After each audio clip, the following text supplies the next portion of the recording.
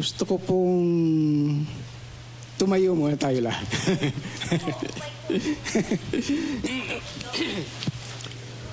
Kasi po, sige. Bigay po natin, basahin po natin yung ating word today na ito po ay pamilya na sa atin. Lagi po natin narinig to. 2 Samuel chapter 9 verse 7.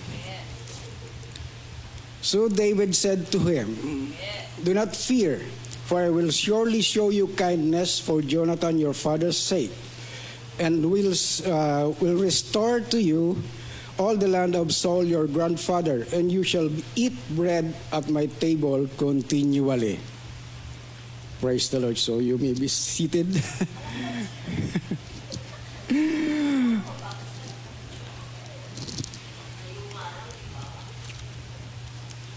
Kung alam niyo po kung bakit ko kayo pinatayo, kasi po meron po akong narinig na dalawang preacher.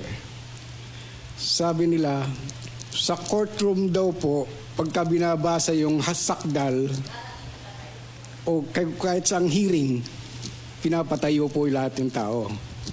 Alin po yung mas importante, yung sakdal o yung salita ng Diyos? So, kaya po pinatayo ko kayo kasi mas importante po yung salita ng Diyos. Amen? So, respeto lang po yun sa salita ng Diyos. So, I hope you understand. Pasensya na po kayo.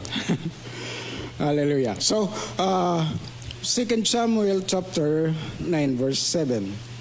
Pasensya na po rin ulit kayo kung lagi nyo pong naririnig ito. Kasi po ito po yung team natin ngayong taon.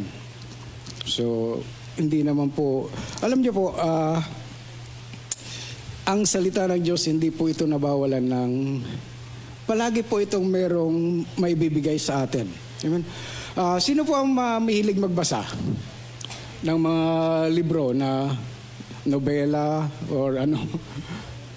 So, pagka nabasa nyo na po yun, gusto nyo ipamigay na eh. Amen? Kasi alam nyo na eh. Alam nyo na yung ano. Pero pag salita ng Diyos po, kahit paulit-ulit nyo basahin yan, meron at meron po kayong matatanggap. Amen?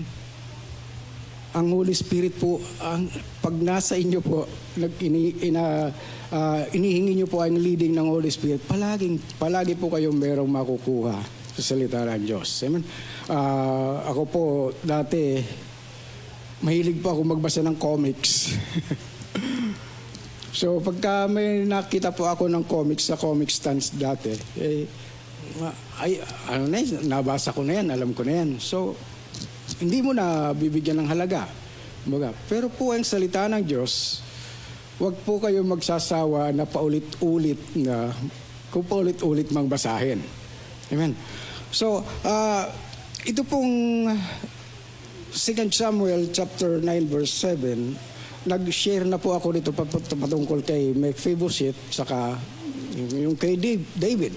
Sabi ko, ang kwento ni Mephibosheth ay kwento natin. Amen. Amen. Kasi kung ano yung nangyari kay Mephibosheth, ito po yung nangyari sa atin. Na alam naman po natin na David represents the Father God, and Jonathan represents Jesus, and Mephibosheth, tayo po yon. So, sabi ko nga, yung kwento ni Mephibosheth ay kwento natin. So, kung ano man yung blessing na natanggap ni Mephibosheth, yun po ang blessing na natanggap natin. Amen? So, huwag po tayo manghinawa na basahin at basahin ang salita ng Diyos. Okay.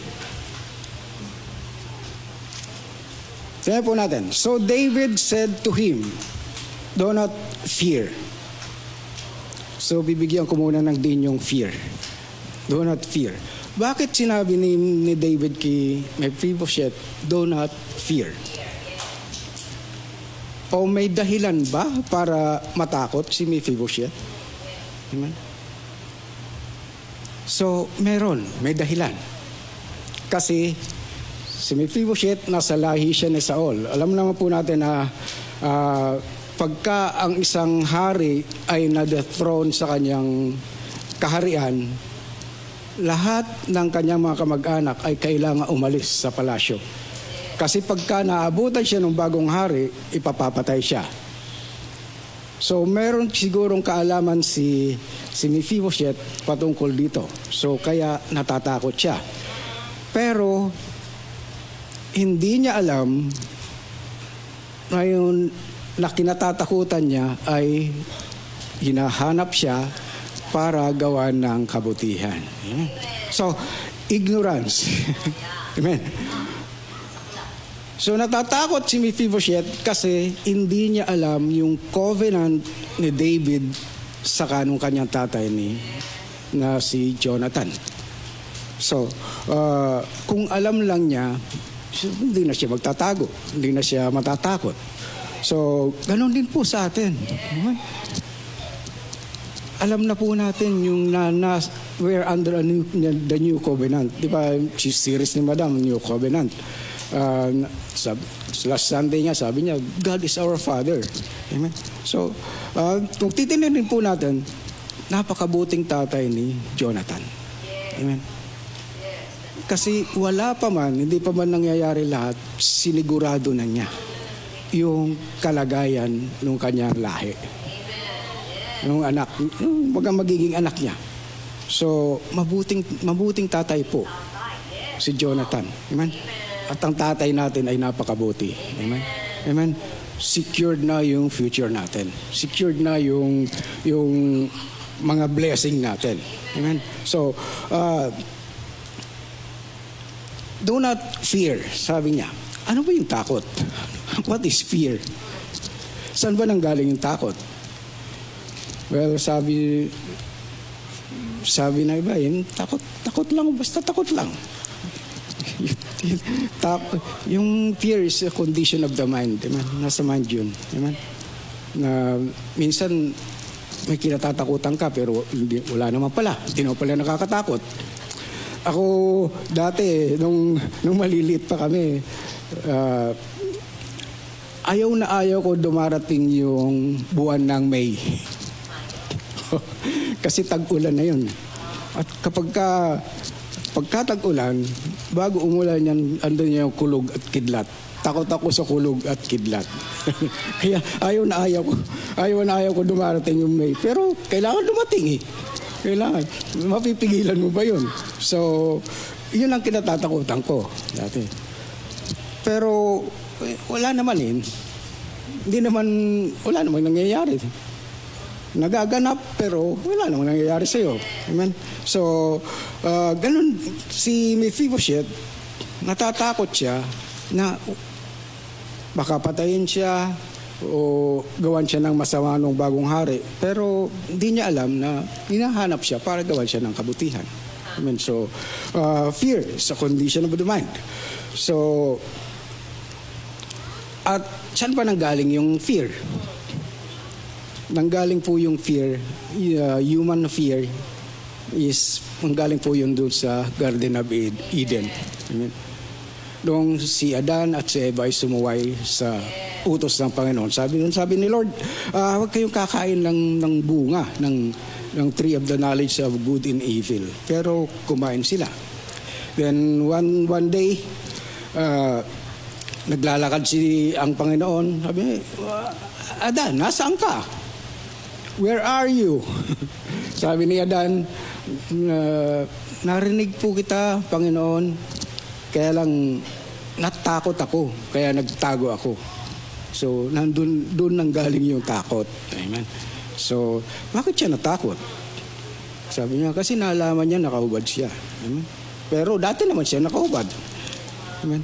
Kung hindi niya sinuway yung kautusan ng Panginoon, hindi papasok yung takot sa kanyang buhay, sa kanyang kaisipan. So, doon po nanggaling yung fear.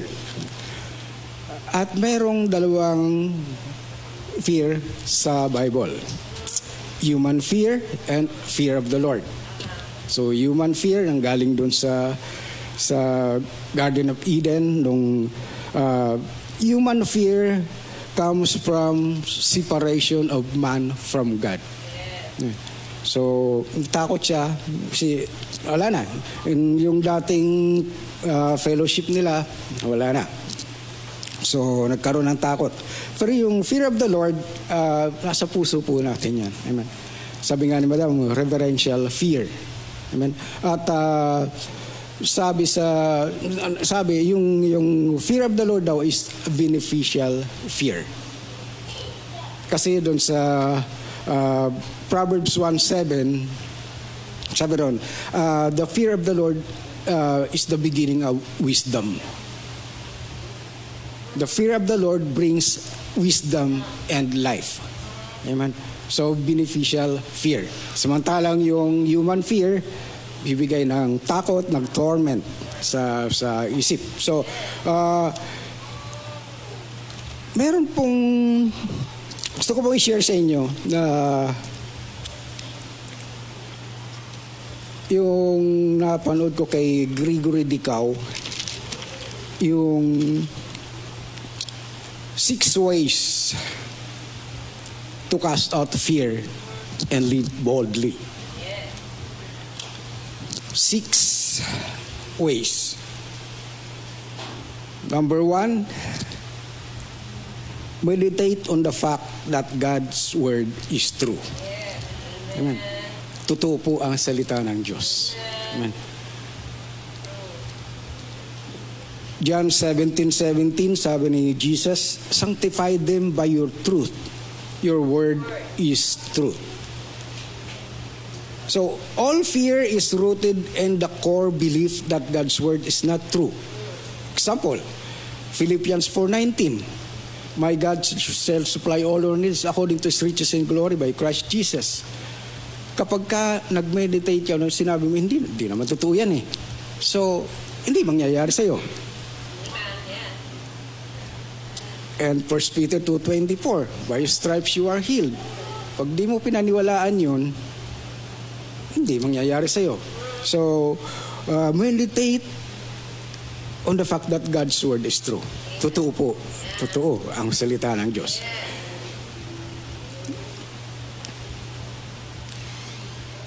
Fear is not believing in the word of God. Yung takot ay, ibig sabihin, hindi ka naniniwala sa salita ng Diyos. Amen. It is unbelief. Yung nangyari kay Adan, nagkaroon siya ng takot because of his unbelief. Believing in the words of the serpent is equals to not believing in the word of God. Amen. So, kaya nangyari sa kanya. So, and then number 2, consider God's track record. 1 Kings 8:56. Sabi 1 Kings 8:56, blessed be the Lord who has given rest to His people Israel, according to all that He promised. There has not failed one word of all His good promise, which He promised through His servant Moses. So there has not failed one word of all His God's promise. Amen. So, yun ang track record ni Lord. Hindi siya nagsisinungaling, kumbaga. Kapag sinabi niya, totoo yun. And sabi niya, Joshua chapter 21 verse 45, not a word failed of any good thing which the Lord had spoken. Amen. So walang ipinangako si Lord na hindi niya tinupad. So yun ang track record ni Lord. So yun lang isipin po natin pagka dumarating yung takot sa atin. Kasi lalo ngayon nung nagme-meditate po ako rito bago pa may mangyari sa Middle East. Sabi ko, alam mo naman po natin pagka merong crisis, mayroong tension sa Middle East, apektado po lahat. Kasi nandun yung mga langis. So pagka tumaas yung presyo ng langis, tataas lahat. So apektado po tayo kahit na sabi nga nung Prime Minister ng Singapore, kahit na malayo tayo sa Iran, malayo tayo sa Middle East, apektado pa rin tayo, sabi niya. So dapat maghanda tayo, sabi nung Prime Minister ng Singapore. So kasi ang main ng Singapore is merchandising. Lahat ng mga produkto ng buong mundo dinadala sa Singapore and sila na nag-distribute. Pagka mayroong tension doon sa Middle East, maantala yung mga delivery nila. So yan ang sabi niya, dapat maghanda tayo. So ganun din naman po tayo dito sa Pilipinas. Kahit na malayo tayo sa Iran, apektado pa rin po tayo kasi lahat ng yung mga langis na ginagamit natin galing doon. So pag nagtaas ang presyo doon, tataas din ang mga bilihin dito. So nagkaroon ng takot. Nagkaroon ng takot sabi nga kung pupunta ka gusto mong pumunta sa isang mamahaling lugar, pumunta ka sa gasolinahan. Pumunta ka sa gasolinahan. Mamahaling lugar na yun. Ngayon, mamahaling lugar na yun. Yung gasolinahan. So, nagkaroon po ng takot doon. So, nangyari, pero pag mag-meditate kasi pagka nag-meditate tayo sa fear, it will bring negative result in our lives. So, magbibigay yun ng negatibong resulta sa ating buhay. So, instead na mag-meditate ko ron sa takot, meditate mo yung supply ng Panginoon. Meditate mo yung salita ng Diyos. So, i-meditate natin na si Lord, hindi siya nagbabago. Ano man kanyang sinabi, ay ginagawa niya. Lahat nangyari. Amen. So, not a word failed of any good thing which the Lord had spoken to the house of Israel. All came to pass. All came to pass. Amen. So lahat. Amen. So meditate po natin yon. And number 3, to remind po natin sarili. We have to accept the truth that what we fear may come upon us. Amen? So, paalalahanan po natin sarili na kapag natatakot tayo, maaaring mangyari sa atin yung kinatatakutan. Sabi ni Job, di ba sabi ni Job? For the thing I greatly feared has come upon me, and what I dreaded has happened to me. Amen? So, bakit ka pa mag-meditate dun sa takot? So, okay lang naman pagka mayroong nangyari doon, okay lang naman na reaction mo. Medyo matakot ka, pero huwag kang mag-dwell doon. Huwag kang mag-dwell doon sa takot. Amen? Mag-dwell ka doon sa pangako ng Panginoon sa atin. Amen? So,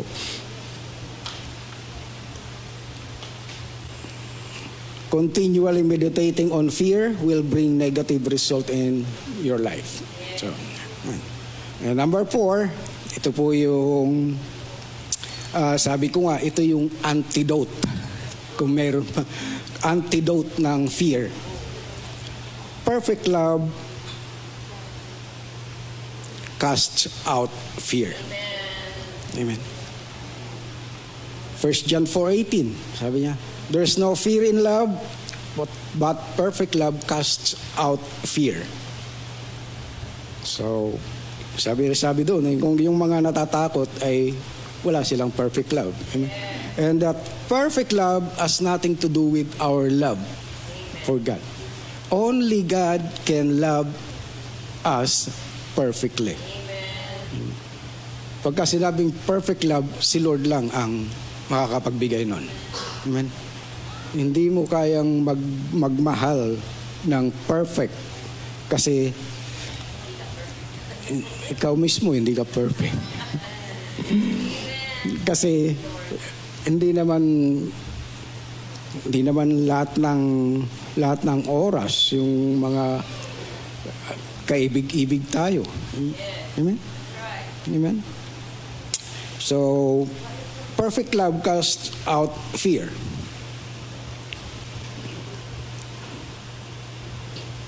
Romans 5:8, yung greatest demonstration ng love ng Lord. Amen? Ginawa niya doon sa cross. Amen? Amen. But God demonstrates His own love toward us in that while we were still sinners, Christ died for us. While we were still sinners. Hindi ba perfect ang pag-ibig ni Lord noon? Na kahit na makasalanan ka pa, ibinigay niya na yung kanyang bugtong na anak para sa atin. Amen? So, hindi ba siya, baka isipin niya baka mamaya, pag binigay ko yung anak ko, hindi naman nila ako ibigin. Hindi naman sila maging mabuti. So, hindi yung inisip ni Lord. Hindi yung inisip ni Lord. John 3:16, for God so loved the world that He gave His only Son. Amen? So that whosoever believes in Him should not perish but have everlasting life. So, God's love is eternal. Hindi nagbabago po yun. Amen?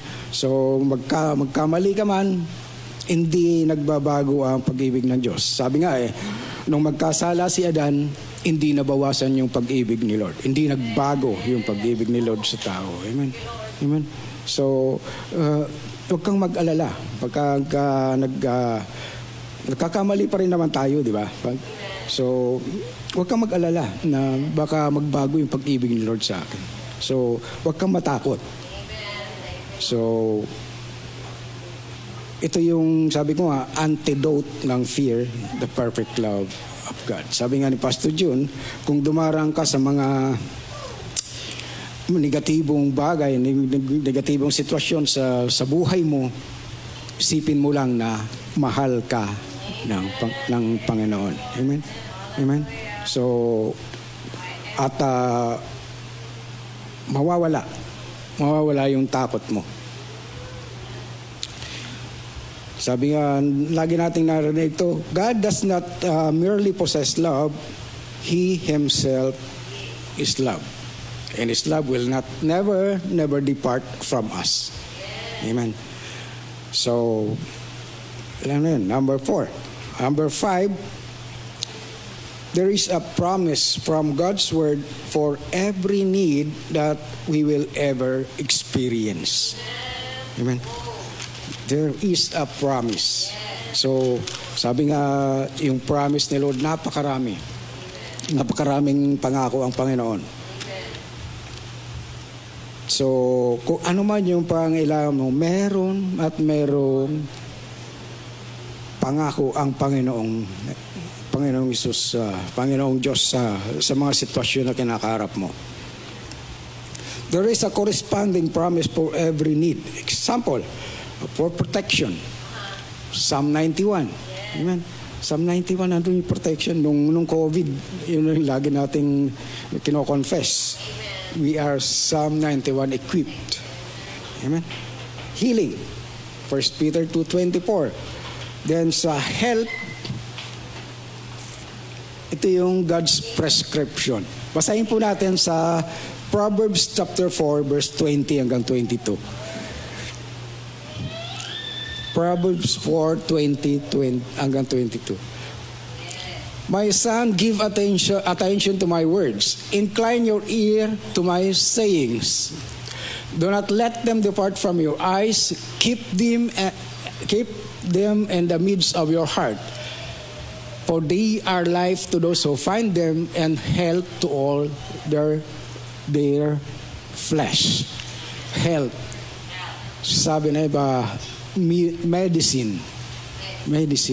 Kung medicine yung word, ito ang prescription ni Lord. Amen? Sa atin.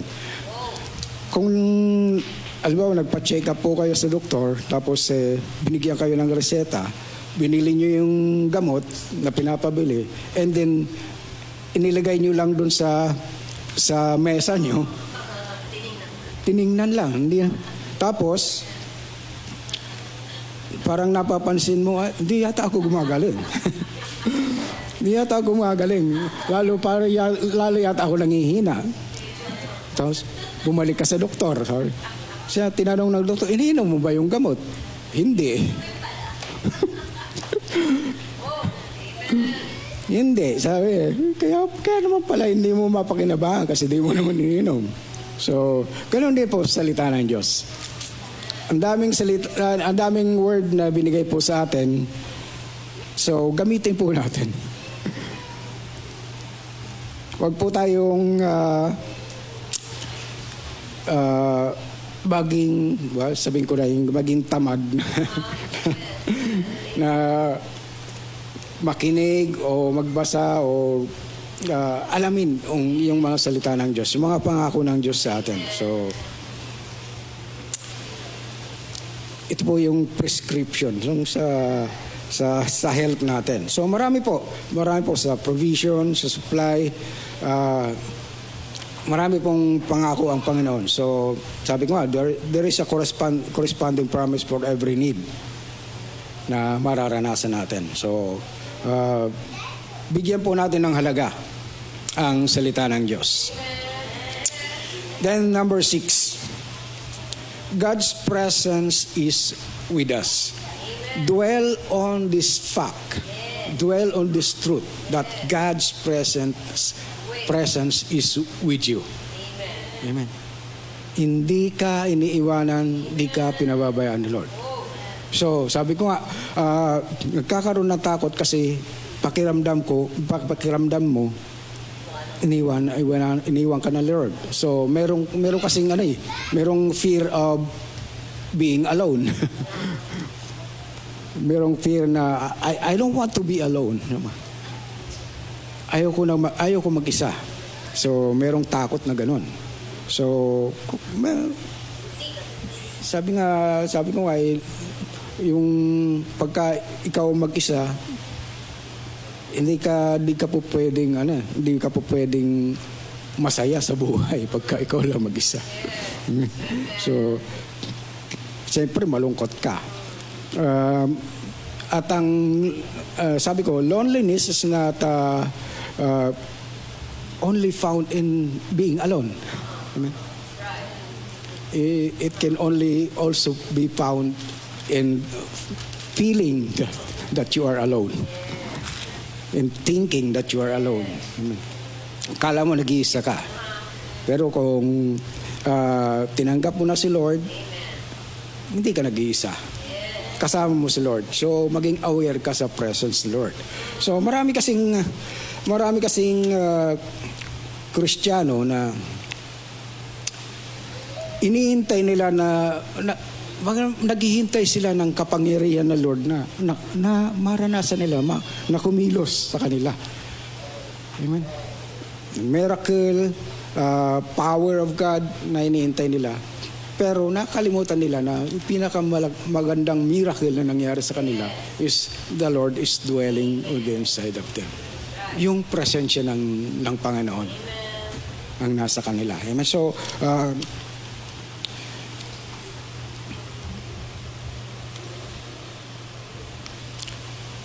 Psalm 23 verse 4, di ba sabi ni David, even though I walk through the valley of the shadow of death, I will fear no evil, for you are with me. So, kasama ni David si Lord. Aware si David na kahit na ano man ang daanan niya, aware siya na kasama niya si Lord. Amen? So,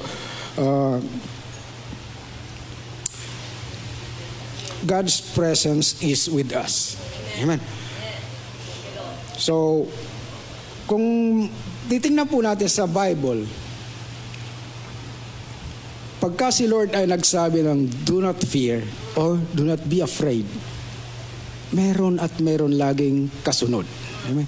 Ganun din po sa sinabi ni David kay Mephibosheth, Do not fear, for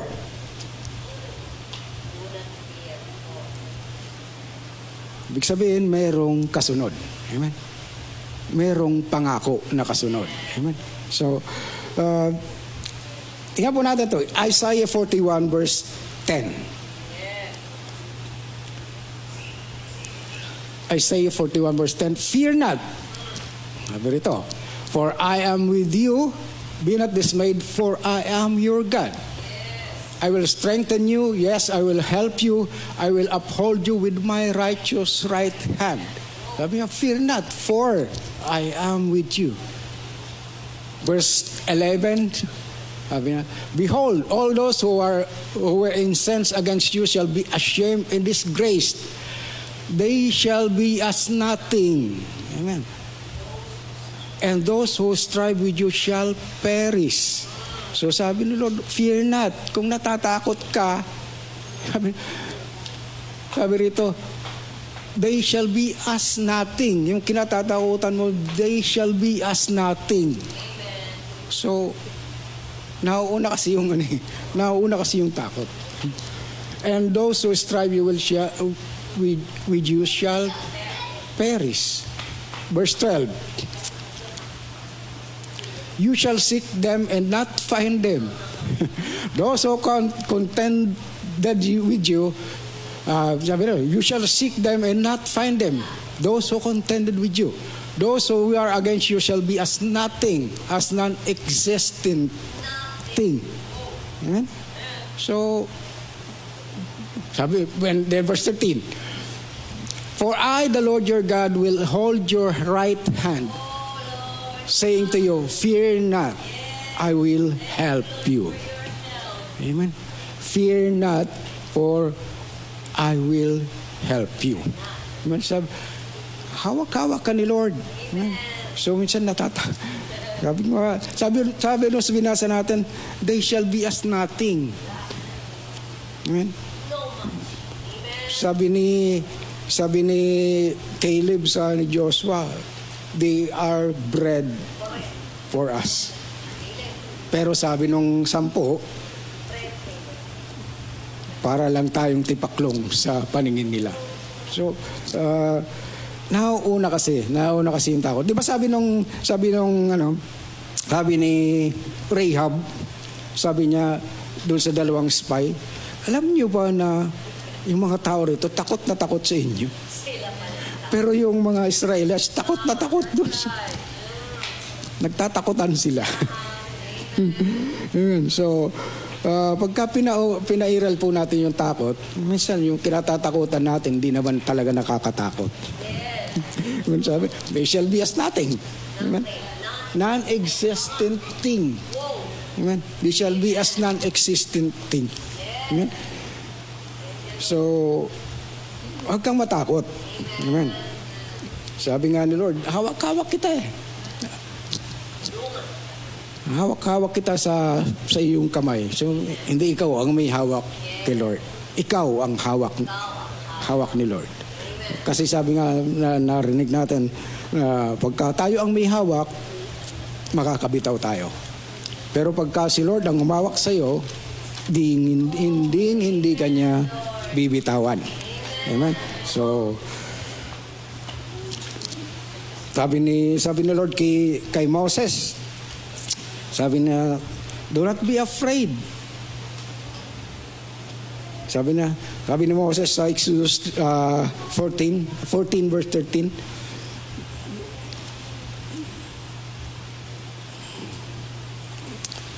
Exodus 14:13.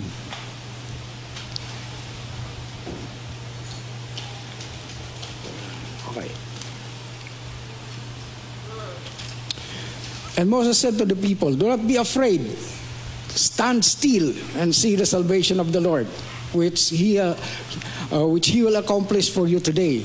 For the Egyptians whom you see today, you shall see them again no more forever. So, takot na takot sila sa Egyptians, pero sabi ni Lord, hindi nyo na sila makikita. So kung ano man yung kinatatakutan natin, maniwala tayo sinabi ni Lord. Amen? Hindi na natin sila makikita. Amen? Amen? So, baga tapos na tayo ron. Kay Jehoshaphat, di ba? Sabi ni Lord, huwag kayong matakot.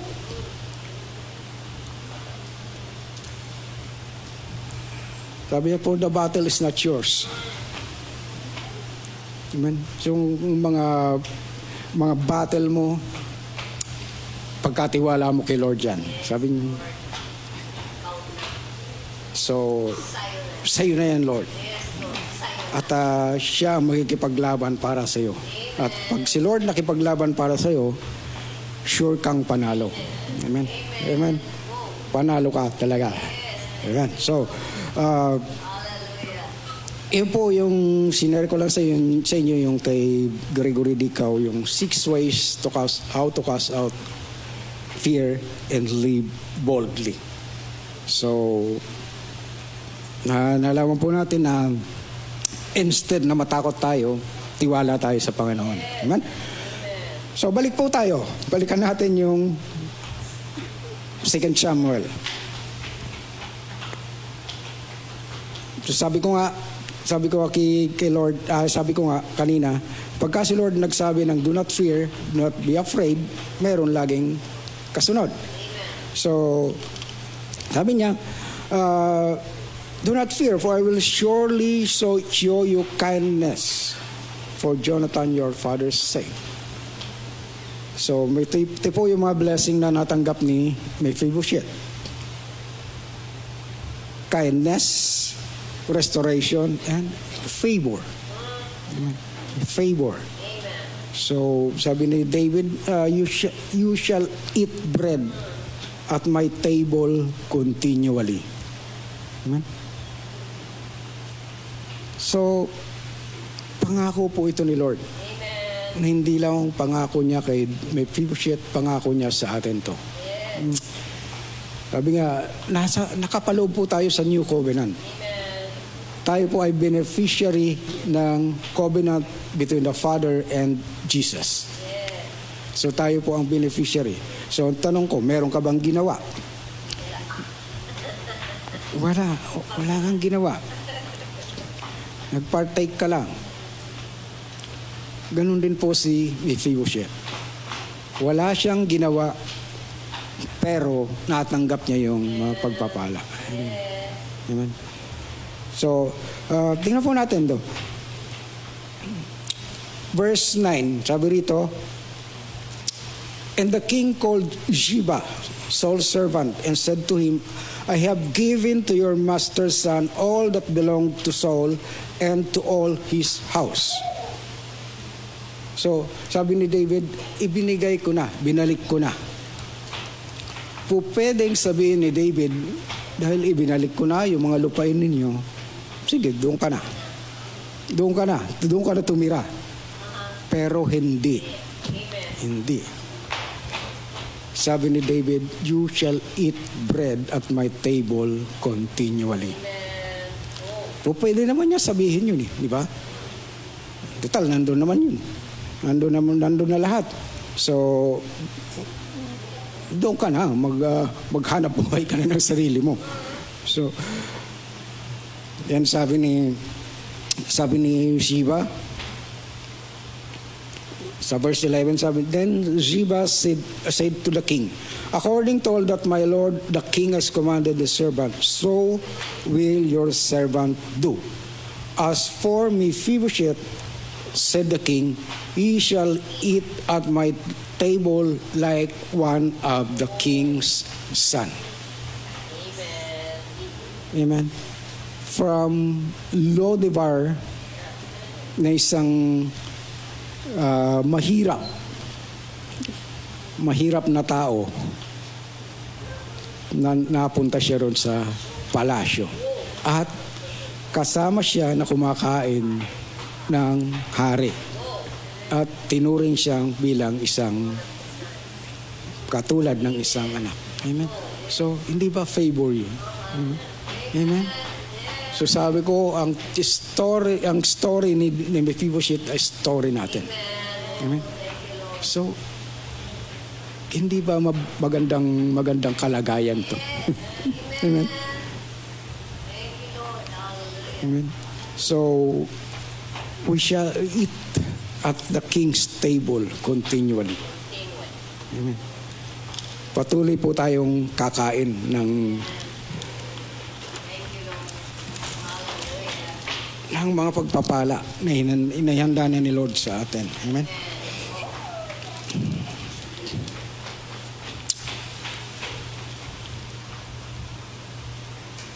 So it was a great favor. Amen. And great favor din sa atin yung kung mararanasan natin. Amen. At gusto ni Lord na maranasan natin yun. Amen.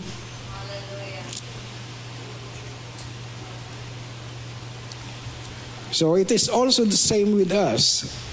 We did nothing to be saved. Amen. We did nothing to be redeemed. We did nothing to be healed. We did nothing to be supplied. We did nothing to prosper. It's all because of what Jesus has done at the cross. Amen. At the cross, Jesus became sin so that we might become righteousness of God. Amen. He took our sickness and disease so that we might be healthy and strong. Amen. He took our poverty. He took our lack so that we can be rich and prosper. Amen. He took our shame so that we can come boldly to the throne of His grace. Amen. So, great favor. We are in the new covenant of grace. Amen. Grace po ito. Grace po ito. Amen. Amen. Na wala ka namang ginawa eh. Wala ka namang ginawa pero tatanggapin mo lahat ng pagpapala na binayaran ni Jesus doon sa cross na Kalbaryo. So, kung titingnan po natin, Mephibosheth never doubt at the word of David. So, kung nagduda kasi siya meron lang siya sinabi, sabi niya, bakit ginagawan mo ko ng ganito? Tanong lang siya, bakit ginagawan mo ko nito? Ako na isang, sabi nga niya, dead dog. Parang isang patay na aso, isang askal. So, nagtanong lang siya kung bakit. Pero, nung malaman niya na, siguro nalaman niya na meron covenant si David at saka yung tatay niya si Jonathan, hindi na siya nagduda. So, that's why he ate continually at the king's table. So, ito po ay sinasabi ni Lord sa atin. Pagtiwala tayo sa Kanya.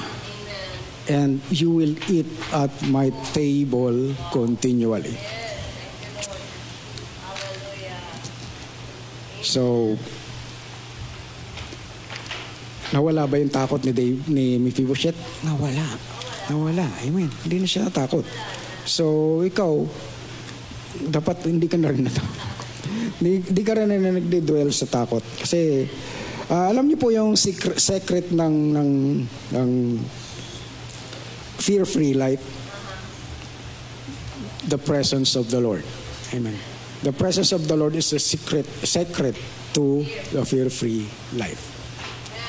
Kung aware ka sa presensya ng Diyos sa'yo, hindi ka matatakot. Amen. So, yun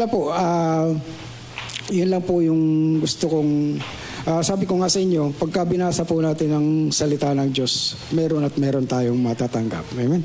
So, ilang beses na po nating narinig yung 2 Samuel 9:7, pero iba-iba. Iba-iba yung dumarating. So binigyan ko po yung fear not. Meron pang kumakasunod doon, yung kindness, saka restoration and favor. So marahil sa ibang pagkakataon o sa ibang mga ngaral, maririnig po natin yan. So meron po tayong matatanggap. So sabi ko nga, magtiwala tayo sa salita ng Diyos, magtiwala tayo sa Panginoon, sapagkat ang Panginoon hindi nagbabago, hindi po siya nagsisinungaling. Nalaman po natin na si Lord, pag sinabi niya, ginagawa niya. At naghanap na. In fact, ginawa niya na. Nung binigay niya si Jesus doon sa krus ng Kalbaryo, binigay niya na lahat ng kailangan natin. Amen? So, I just pray na may natanggap kayo today. Amen? So, praise the Lord. Hallelujah. Lord, thank you for your word today na aming napag-aralan. Maraming po salamat at tunay nga, Lord, nalaman namin na hindi kami dapat matakot. Hindi kami dapat mag-dwell doon sa takot, kundi kami ay magtiwala sa iyong mga salita. Hallelujah. Lord, you are a good Father. Hallelujah. And you promise, Lord, that you will never leave us. You will never forsake us. Lord, and that sinabi mo rin sa iyong salita, Lord God, that na hindi kami dapat matakot dahil hawak mo kami, Panginoon. Ikaw ang may hawak sa amin, Lord. So, ano man, Panginoon, ang kaharapin namin sa aming buhay na hindi maganda, may dumating sa amin hindi maganda, hindi kami dapat matakot, Lord God, sapagkat ikaw ang kasama namin. Hallelujah. Thank you, Lord, that you are greater, Lord God, that is in us than he who is in the world. Hallelujah. Thank you, Father God, that your word, Lord God, will manifest in our lives. Thank you for your promises in your word, Lord God, na patuloy namin pangawakan. And thank you for the manifestation, Lord. Hallelujah. Thank you, Father God, at thank you for this precious people of yours, Lord. Thank you for taking care of them, Lord. Thank you for your love towards them, Lord God. Mahal na mahal mo ang bawat isa sa amin, Lord God. At dahil mahal mo kami, Lord God, hindi mo kami pababayaan. Hallelujah. Patuloy mong pag-iingatan at aalagaan ang bawat isa sa amin. Patuloy mong susupply lahat ng aming pangailangan. Patuloy mong pagagalingin ang anumang mga sakit at karamdaman na tinatapon ng diablo sa amin, Lord. Patuloy mo itong alisin, Lord God. Hallelujah. Marami po salamat, Lord. At sa aming pansamantala pag-iwalay, Lord God, pag-alis sa lugar nito, thank you for your protection, for your guidance. Thank you for the wisdom and ideas, Lord God, na patuloy binibigay, inilalagay sa aming mga puso at isipan. Thank you, Father God. Hallelujah. We bless you. We honor you in Jesus' name. Amen and amen.